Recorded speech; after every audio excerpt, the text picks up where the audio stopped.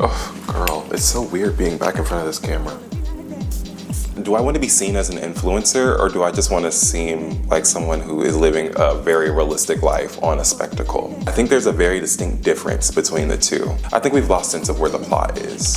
A lot of the time in my experience of creating, I have seen that I opt out of creating because of me not having a life that's really worth telling about, at least in this field right now. Like right now, I work, I come home tired and irritated with things that happen at my job. And I try to have a sense of routine about my life, but do I follow it all the time? No.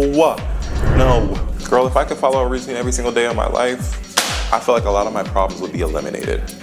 I think what people think an influencer is right now in this day and age is someone who is able to attain a level of luxury, who is able to attain a certain status of unattainability that can be glamorized and almost fetishized over. Whenever I see content creators that have a very specific aesthetic, everything is very linear, I think it's very inspiring. It is. But I never get caught up on the lifestyle that they are able to curate for themselves. I always think about, well, they had to start somewhere.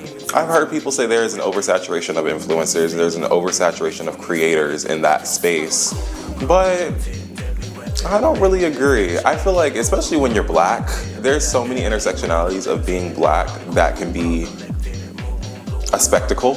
I'm Black, gay, and neurodivergent. Oh. There are millions of boys, I'm not a boy, girl, I'm a man. I think. There's so many people that look like me and have the same experience as I, but it's all about finding and differentiating myself from them. It's what differentiates me, the way that I communicate with people that support me. Is it the way that I decide to color grade and make things a little bit more familiar when they come to my content? Is it a mixture of the two? It's always a question of what is going to set me apart from everyone else. The approach that influencing has on culture right now, there is this heavy care in regard for the aesthetic. One end of it is you're so curated, it becomes like the loss of spontaneity and the loss of, or the absence rather, not the right word. It becomes the absence of authenticity.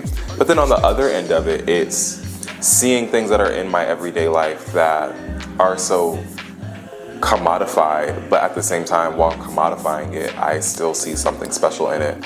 For example, yes, it is just a perfume, but this has such a special story behind it. It connects me to my first time seeing Beyonce and being recognized by her, but then it also reminds me of my birthday. My life is normal. I have a mom and a dad, and albeit they get on my nerves sometimes, child, they get on my nerves. And a lot of my days right now, especially with the job that I do have, they're slow days. How do I make content out of being in the same spot, in the same room, for sometimes days on end between shifts? Start to take a keen noticing to the things that show up in your everyday life, like perfume or makeup or magazines, that you have a different appreciation for. And I think that's where, with me, I'm able to see something that is so commodified and so like, oh, it's just a magazine. For my neurodivergence, I have been told like, it's not always just black and white. Sometimes, especially with neurodivergence, there is a gray area, and it's that spectrum of gray where you have to be able to explore and make things deeper than what they are.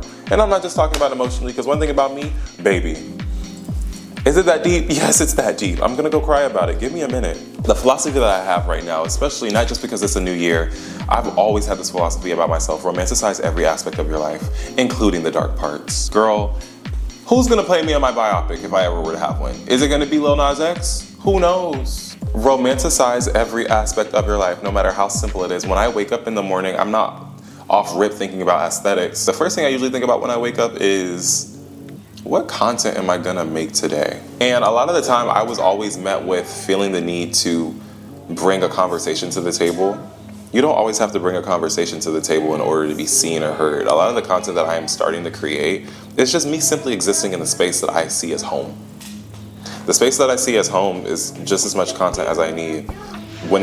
Before I got this place, it was a dance studio.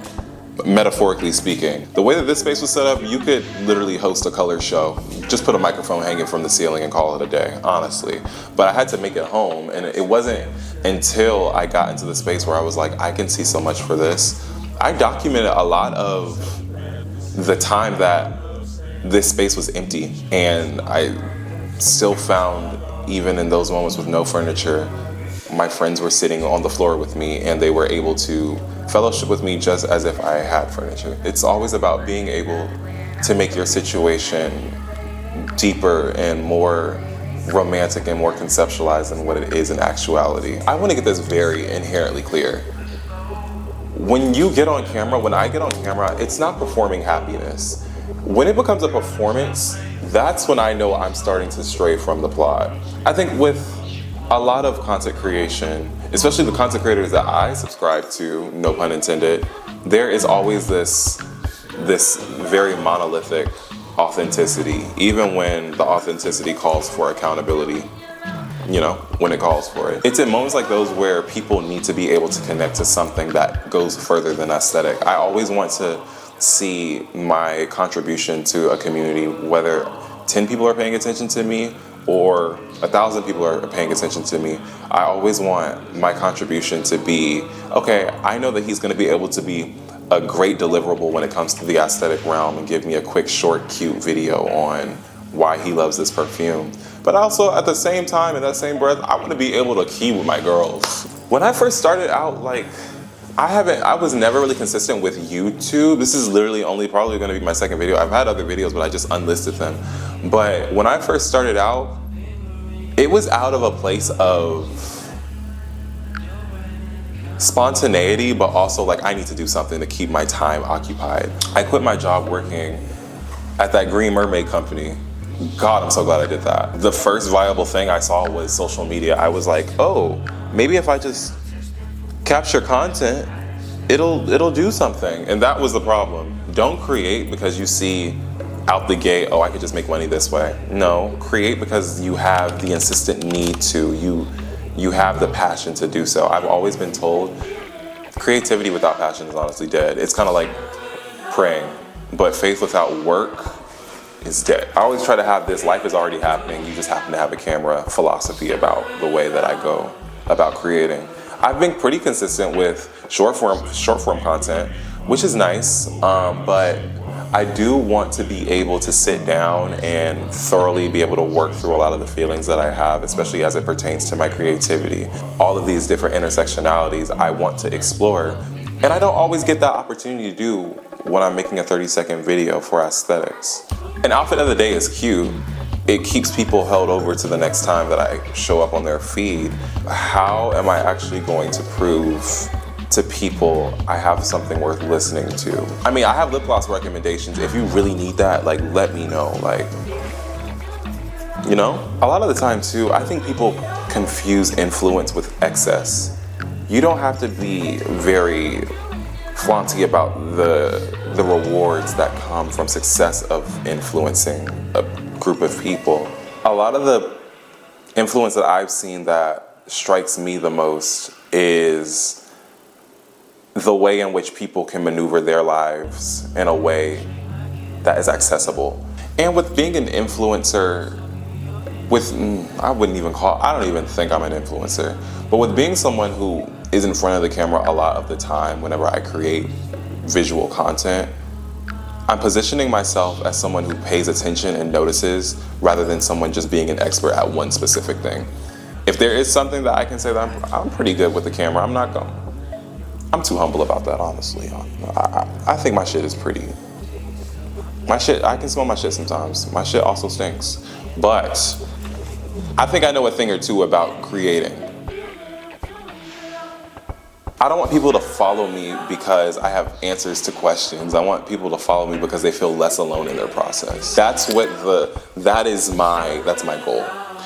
I want to be able to be like, oh, I know he's probably right here too. We're in the same boat, baby, yeah. I have like very, very creative people in my community that I would consider influencers. I mean, she's influenced me, Angel. She does natural hair content. I have a Johnny Chinflu who does styling content, and outfits of the days that actually really stick. And if you don't know my girl, tap in with her. Like, that's my girl. In the center of it all, what I do see is not just an insistent need and want to progress in their craft, but I also see a level of authenticity, not just because I grew up with these people, but also just because the content that they are creating seems realistic. I'm not becoming an influencer, I'm just becoming more present. Influencing doesn't start with having excess, it starts with showing up. Start somewhere, romanticize from where you start, and just go. Just go. Do I give y'all an outro?